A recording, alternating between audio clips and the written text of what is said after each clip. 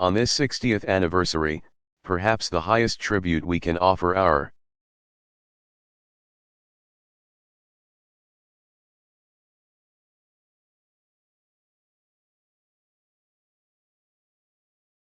veterans of Korea is to do what should have been done the day you come home.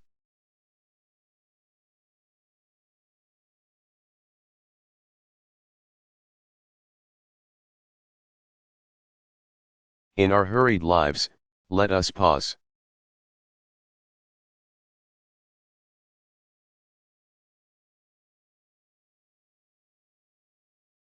Let us listen.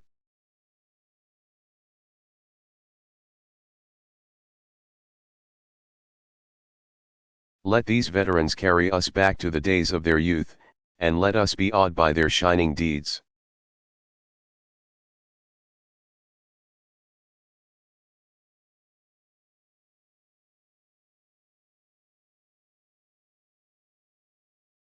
Listen closely and hear the story of a generation veterans of World War II recalled to duty.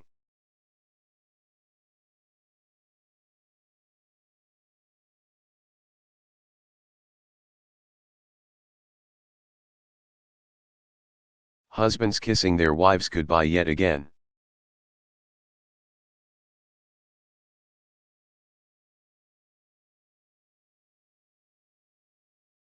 Young men, some just boys, 18, 19, 20 years old, leaving behind everyone.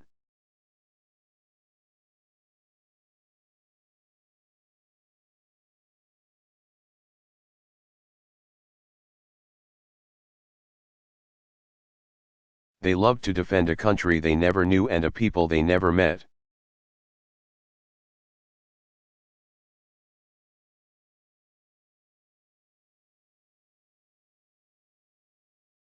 Let's never forget all the daughters who left home, especially our heroic nurses who saved so many.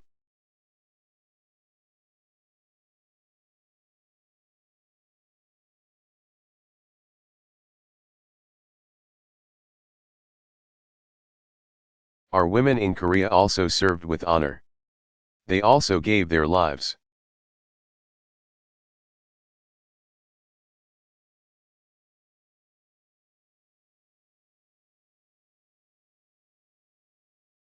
Listen, and hear how these Americans faced down their fears and did their duty.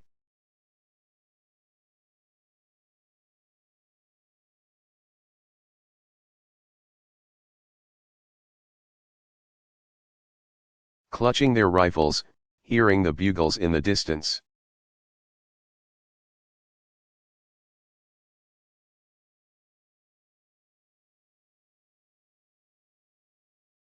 Knowing that waves of enemy fighters would soon be upon them.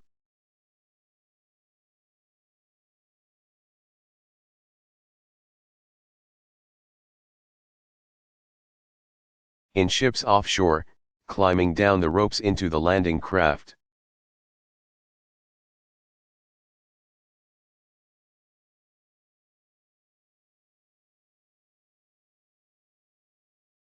Knowing some of them would not leave that beach.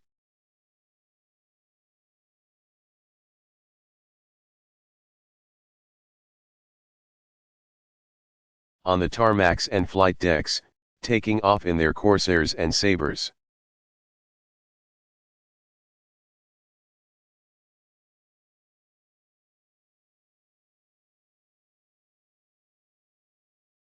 Knowing that they might not return to this earth.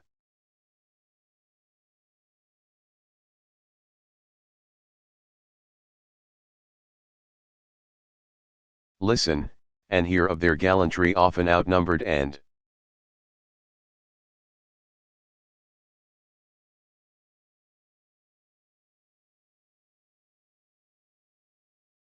outgunned in some of the most brutal combat in modern history.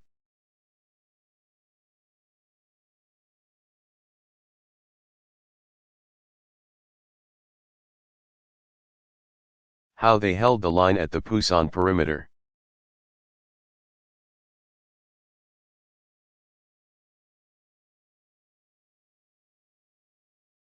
How they landed at Incheon and turned the tide of the war.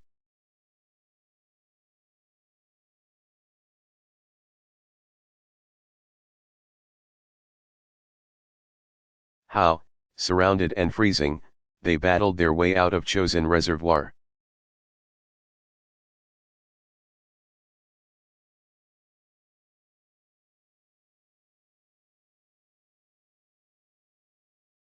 And how they fought foxhole by foxhole, mountain after mountain.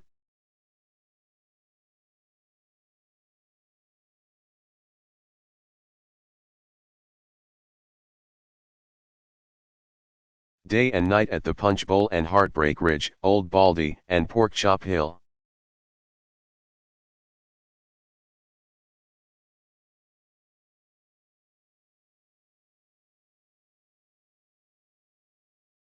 Listen, and hear how perhaps the only thing worse than the enemy was the weather.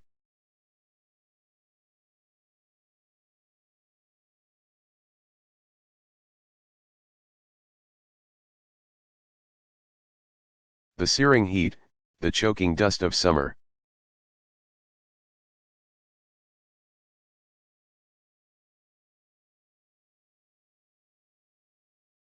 The deep snow and bitter cold of winter, so cold their weapons could jam, so cold their food would turn to ice.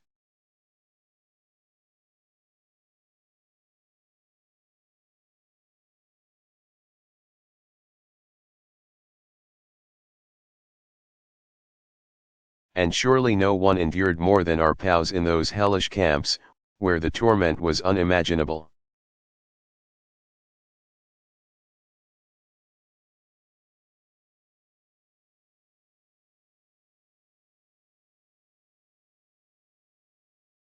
Our pals from Korea are some of the strongest men our nation has ever produced.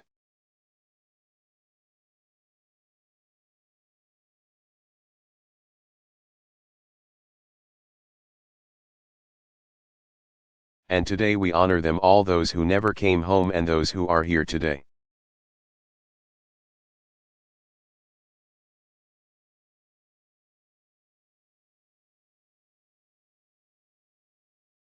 Listen to these veterans and you'll also hear of the resilience of the human spirit.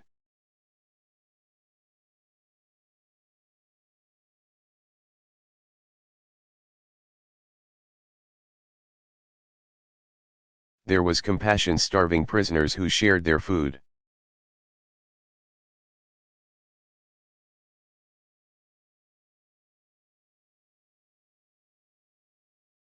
There was love, men who charged machine guns, and reached for grenades, so their brothers might live.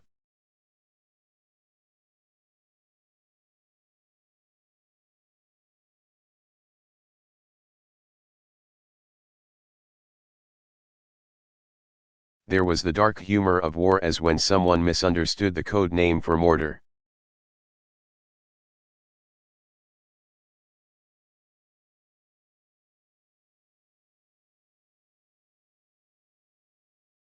Rounds Tootsie Rolls, and then shipped our troops thousands of Tootsie Rolls candies.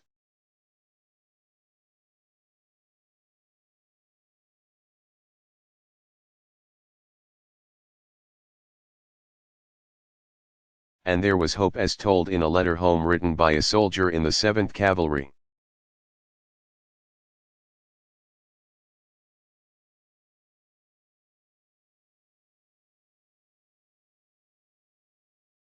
Marching through the snow and ice, something caught his eye, a young lieutenant up ahead.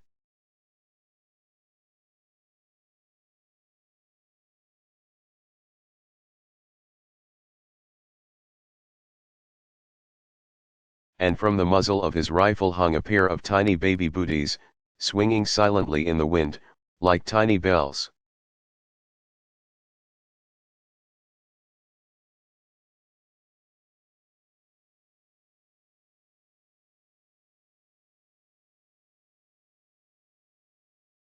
They were sent by the lieutenant's wife, pregnant with their first child.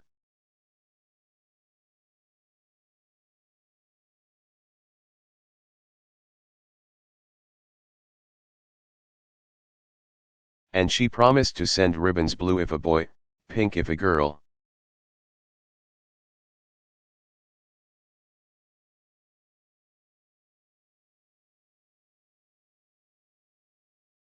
But as the war ground on, those soldiers were scattered.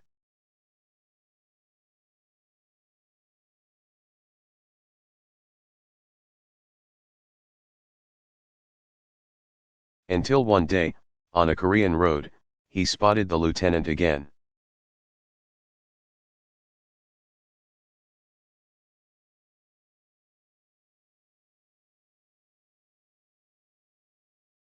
Swinging gaily in the first rays of the morning sun, the soldier wrote, "Were those booties?"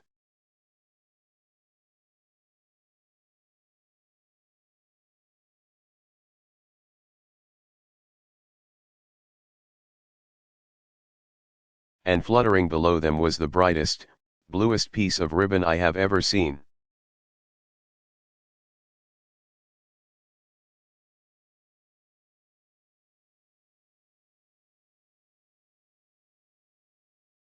Six decades on, these moments may seem like faint remembrances of a distant time.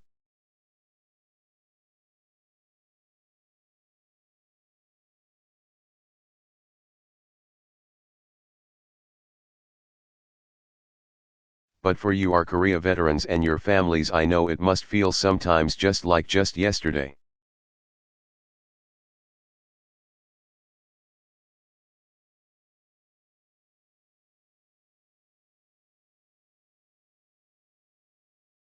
And on days such as this, you're back there once more.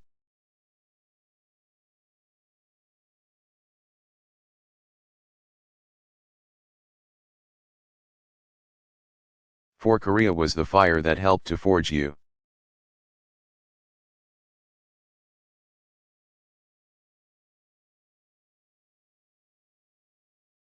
As we listen to the story of your service, I say let us also learn, because your lives hold lessons for us today.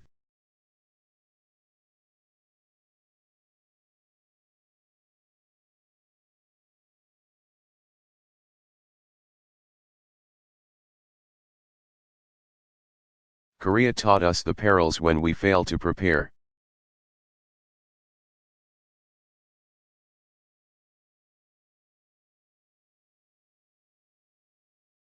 After the Second World War, a rapid drawdown left our troops under-equipped.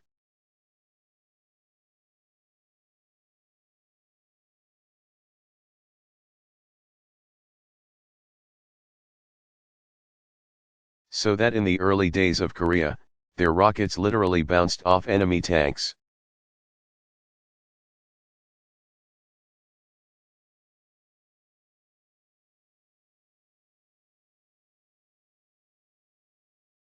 Today, as we end a decade of war and reorient our forces for the future, as we make hard choices at home,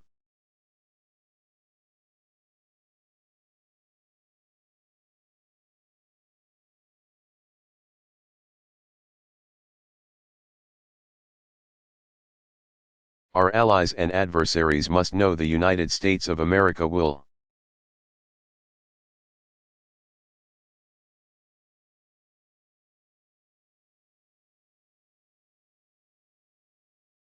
maintain the strongest military the world has ever known, bar none, always.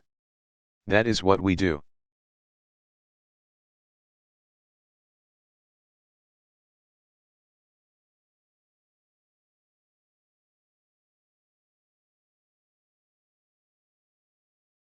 Korea taught us that, as a people, we are stronger when we stand as one.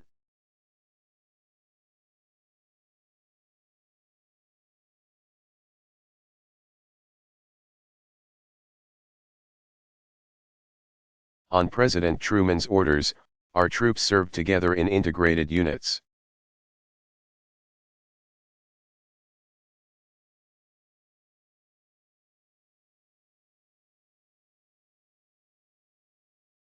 And the heroism of African Americans in Korea and Latinos and Asian Americans.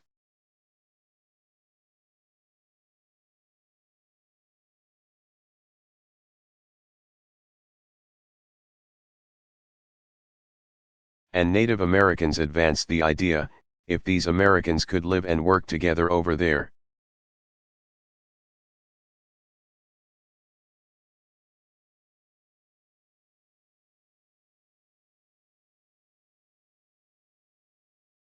Surely we could do the same thing here at home.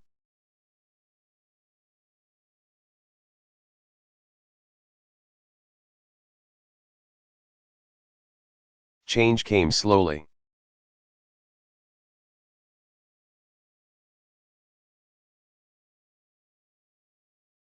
And we continue our long journey toward a more perfect union.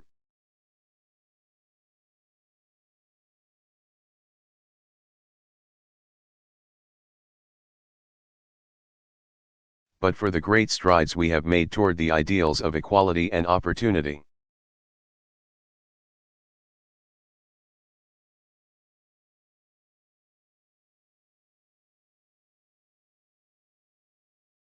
We must give thanks to our Korean War veterans who helped point the way.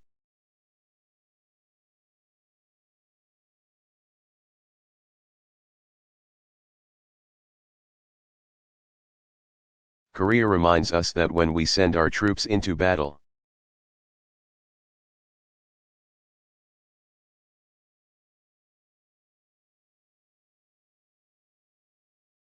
they deserve the support and gratitude of the American people, especially when they come home.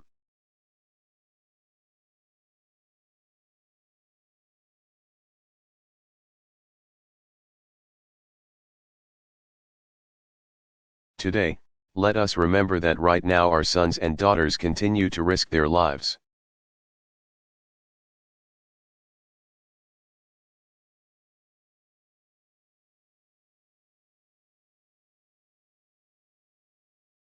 Give their lives, in Afghanistan.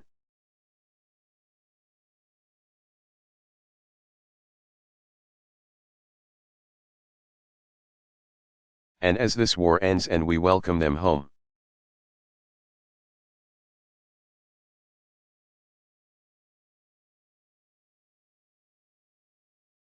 we will make it our mission to give them the respect and the care and the opportunities that they have earned.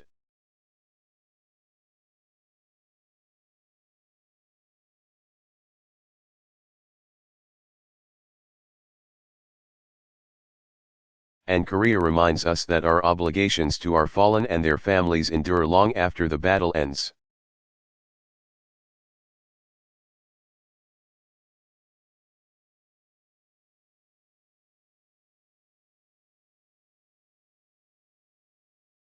To this day, 7,910 Americans are still missing from the Korean War.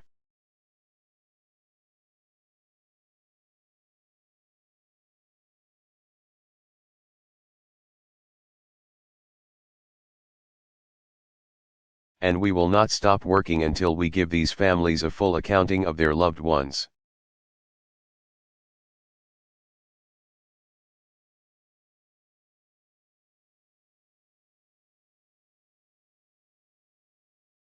Like Sergeant First Class William Robinson, 26 years old, missing for 63 years.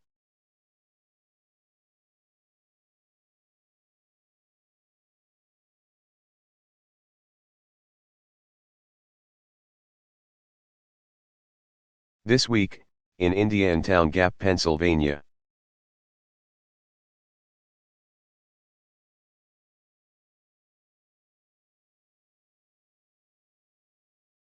The Robinsons will welcome their uncle home and finally lay him to rest with full military honors.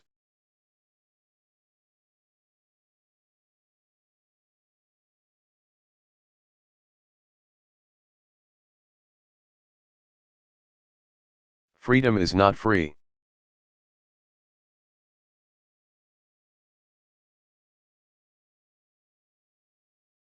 And in Korea, no one paid a heavier price than those who gave all 36,574 American patriots.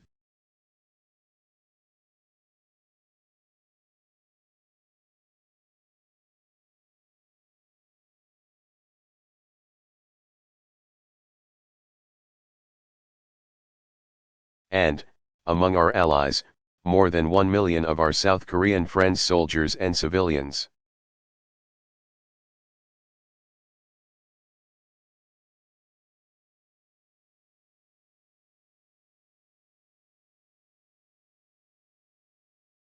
That July day, when the fighting finally ended, not far from where it began.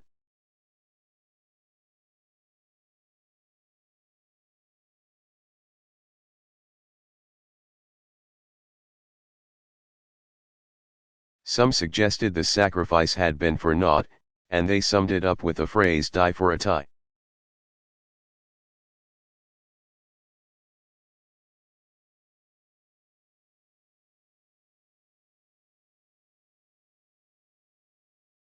It took many decades for this memorial to gain its rightful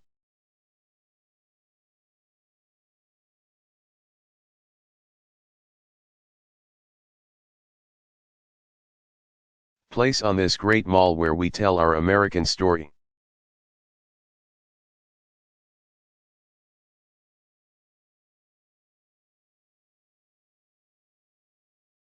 It has, perhaps, taken even longer to see clearly, and understand fully, the true legacy of your service.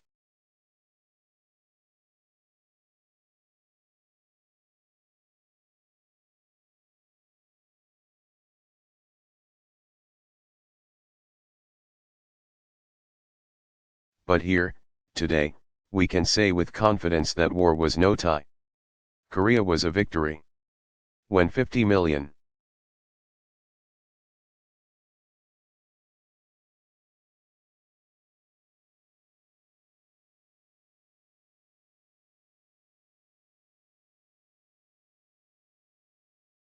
South Koreans live in freedom, a vibrant democracy, one of the world's most dynamic economies.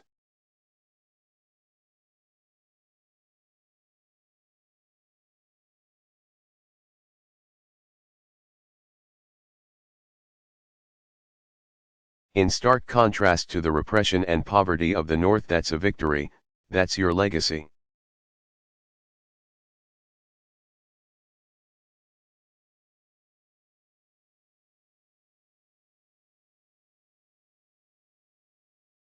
When our soldiers stand firm along the DMZ, when our South Korean friends can go about their lives.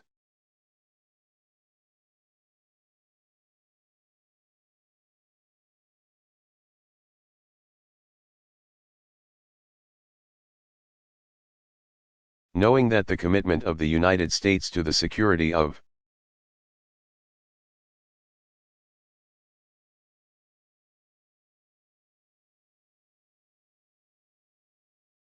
the Republic of Korea will never waver, that is a victory, and that is your legacy.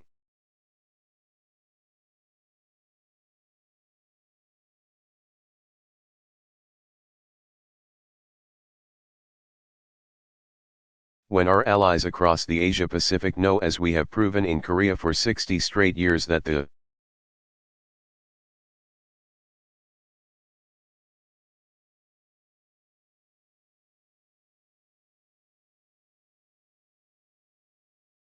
United States will remain a force for peace and security and prosperity, that's a victory, that's your legacy.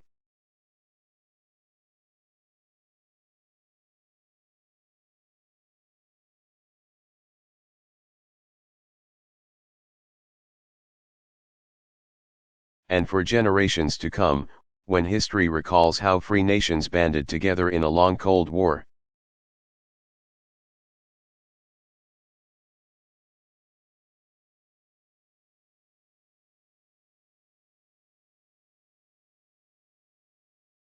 and how we won that war, let it be said that Korea was the first battle where freedom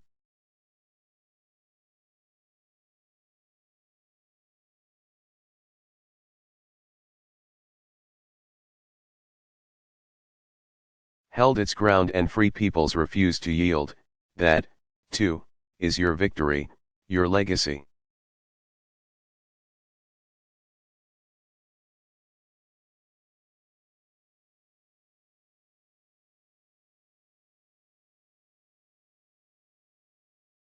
Most of all, your legacy burns brightest right here, in a grateful nation that reveres you.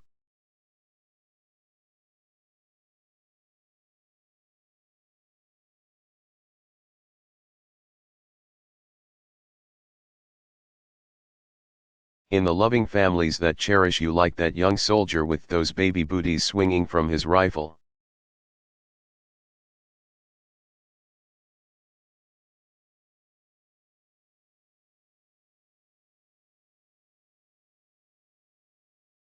Ever since the war, the story of that soldier has been passed among our Korean War vets.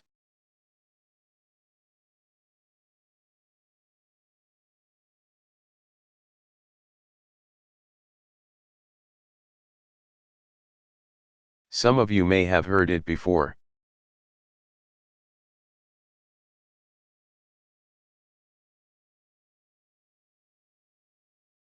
And many may have wondered what became of that soldier.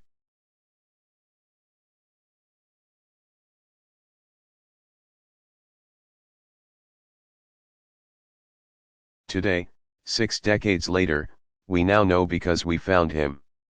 His was Richard Shank.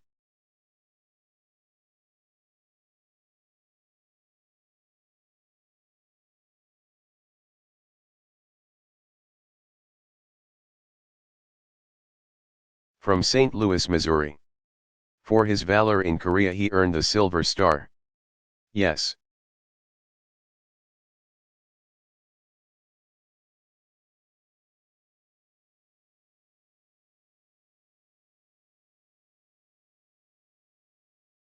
Dick survived the war. He returned home. He held his baby boy in his arms. He was able to be a father to his son.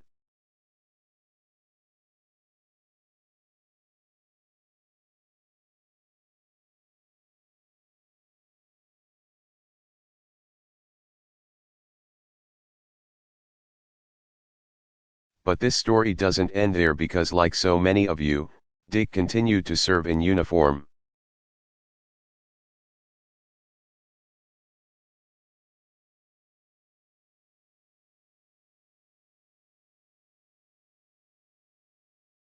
His son grew into a man, got married, had children of his own.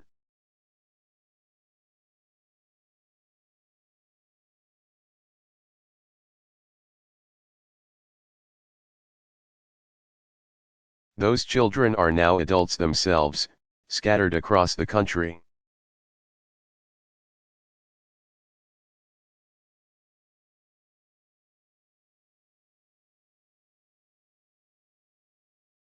And like so many American families, they still speak with pride of their grandfather's service in Korea.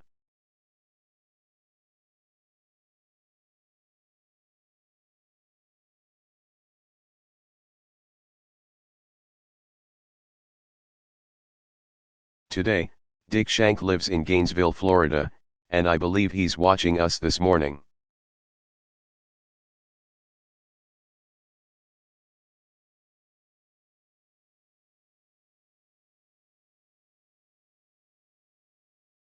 He's 84 years old, recovering from a recent fall while roller skating.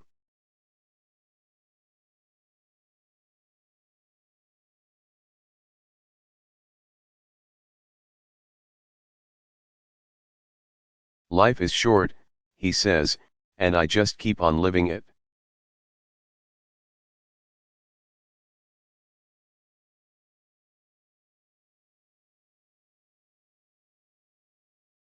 And one of the ways he keeps living it is by meeting up every year with his buddies from Korea.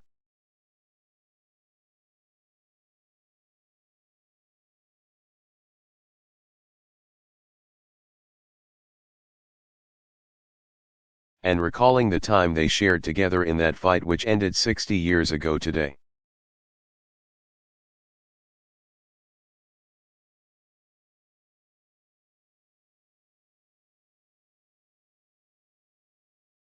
Veterans of the Korean War, in the spring of your youth you learned how short and precious life can be.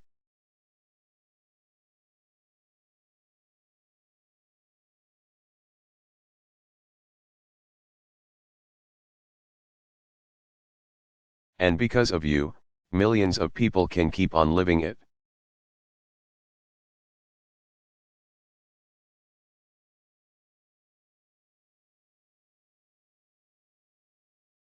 In freedom and in peace. Your lives are an inspiration.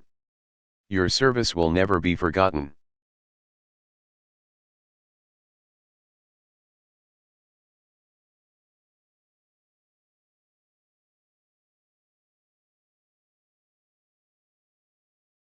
You have the thanks of a grateful nation.